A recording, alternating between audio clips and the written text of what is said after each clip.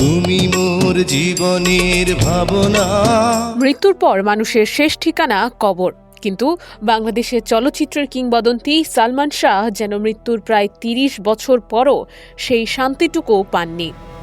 ৩ দশক ধরে চলছে বিতর্ক, তদন্ত, পাল্টা তদন্ত, আদালতের লড়াই। এমনকি সম্প্রতি তার দেহাবশেষ আবারও কবর থেকে তোলার উদ্যোগ নেওয়া হয়েছিল। তবে এবার সেই সিদ্ধান্তই বাতিল করেছে আদালত।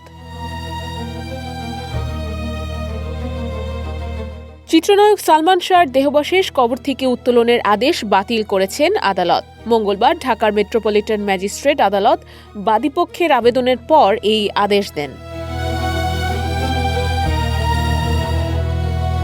সালমান শাহর মামা মোহাম্মদ আলমগীর কুমকুম আদালতে আবেদন করে বলেন, মৃত্যুর প্রায় ৩০ বছর পর দেহাবশেষ পাওয়ার সম্ভাবনা খুবই ক্ষীণ। এছাড়া বারবার কবর খনন ধর্মীয় অনুভূতিতে আঘাত হানতে পারে এবং অনাকাঙ্ক্ষিত পরিস্থিতি সৃষ্টি করতে পারে। এর আগে গত মে মাসে মামলার তদন্ত কর্মকর্তা কবর থেকে দেহাবশেষ উত্তোলনের অনুমতি চাইলে আদালত তা মঞ্জুর করেছিলেন। তবে সিদ্ধান্তটি জানাজানি হওয়ার পর নতুন করে আলোচনা শুরু হয়। উল্লেখ্য, ১৯৯৬ সালের ৬ সেপ্টেম্বর ঢাকার ইস্কাটনের বাসা থেকে সালমান শাহের মরদেহ উদ্ধার করা হয়। এরপর থেকেই তার মৃত্যু আত্মহত্যা নাকি হত্যা তা নিয়ে বিতর্ক থামেনি।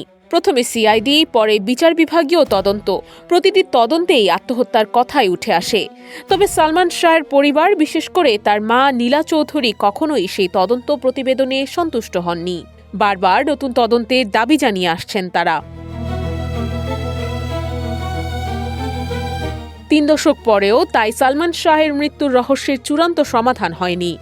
তবে আপাতত তার কবর থেকে দেহাবশেষ উত্তোলনের উদ্যোগে ইতি টানল আদালত।